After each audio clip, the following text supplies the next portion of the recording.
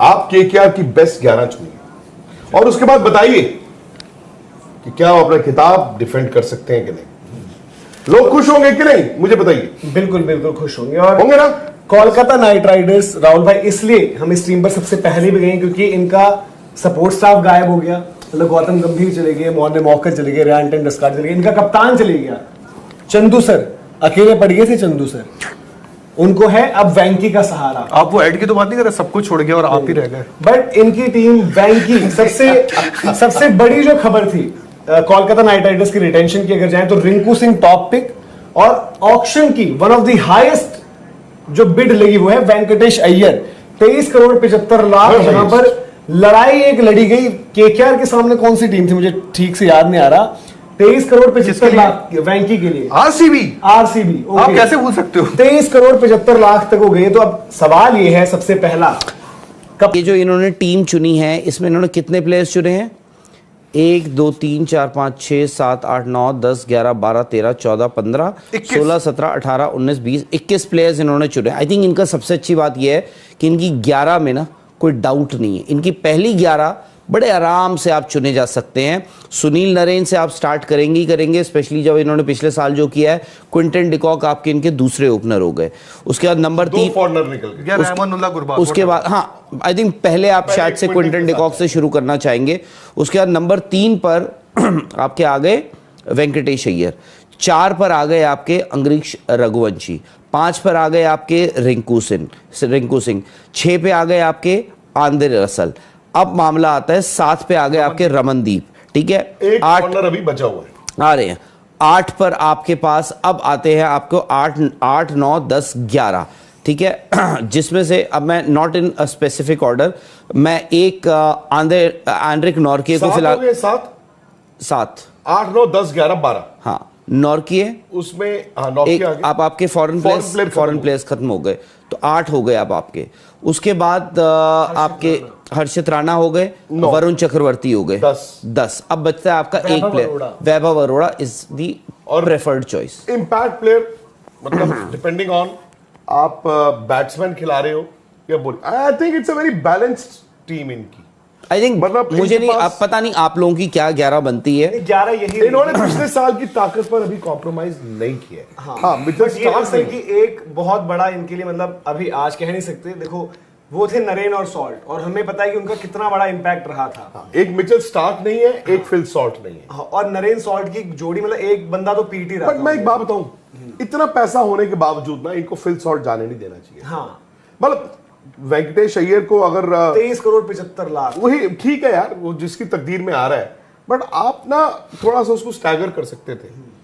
जो प्लेयर आपको जिता के दे गया टूर्नामेंट, आप उसको थोड़ी छोड़ सकते हो। ठीक है, फिल सॉल्ट भी विकेट कीपर बैट्समैन थे।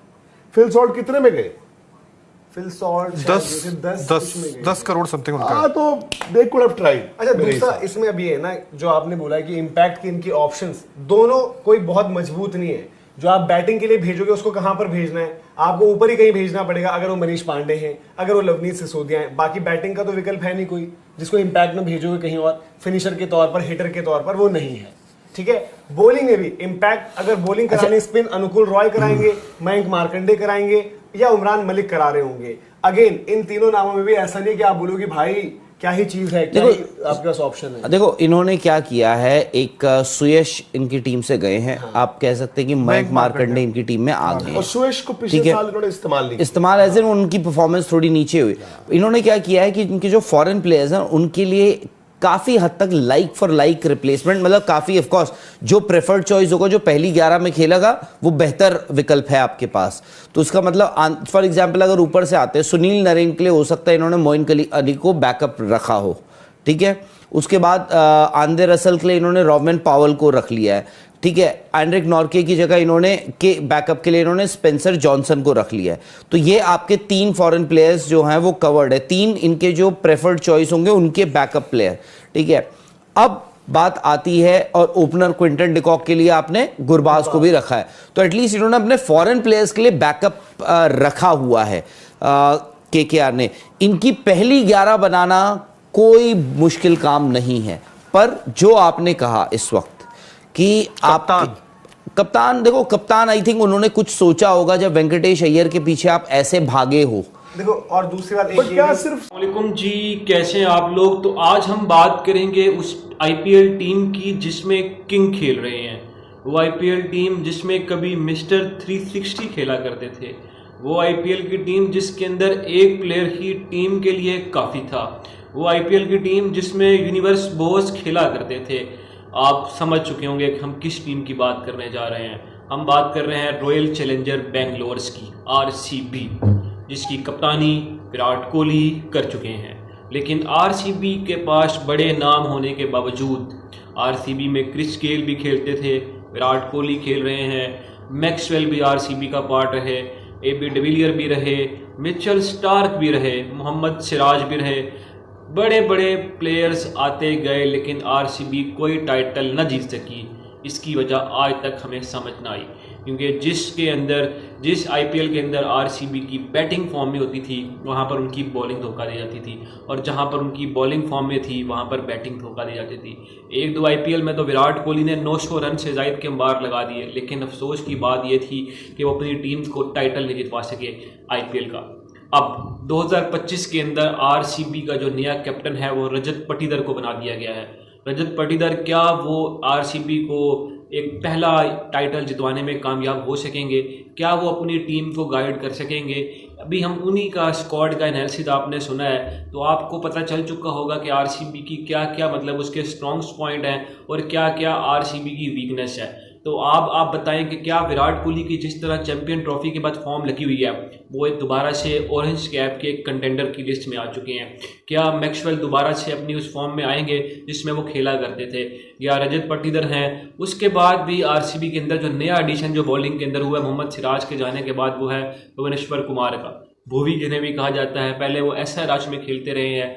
तो अब देखें कि जो अब इन चेंजेस के बाद जो टीम है वो किस तरह से खड़ी होती है। अब रजत पाटीदार को भी यह ख्याल होगा कि भाई वो किस मतलब के उनकी टीम में किंग मौजूद है, जो विराट कोहली जो किंग है, किंग कोहली जिनको पुकारा जाता है, वो भी उस टीम में कैप्टन है। बेंगलोर के लिए मसला ये आता है कि उनको ये नहीं समझ आती कि भाई हमने बेंगलोर क्रिकेट के अंदर अपनी बॉलिंग को किस तरह से मैनेज करना है। आप सब जानते हैं कि जो बेंगलुरु है वो एक बैटिंग विकेट है, फ्लैट ट्रैक होता है, 200-200 रन बन जाते हैं। लेकिन आरसीबी कहाँ लैग करता है जहाँ पर उन्होंने मतलब डिफेंड करना होता है। उनके पास ना कोई हमारे पास बॉलिंग अच्छी नहीं होती। जब उनके पास बॉलिंग ही नहीं होगी तो फिर वो क्या कर सकेंगे? इसीलिए अब हम देखते हैं कि जो आरसीबी की टीम है क्या वो इस दफ़ा न्यू चैंपियन बनने में कामयाब हो सकती है कि नहीं। क्या आरसीबी अपना टाइटल जीतने में कामयाब होगी या क्या वो इस टाइटल को डिफेंड कर सकेगी? ये हम उन सवालों के आंसर हैं जो इससे पहले विक्रांत गुप्ता और जो हमारे एनालिस्ट का पैनल बैठा हुआ था उन्होंने जवाब दिए।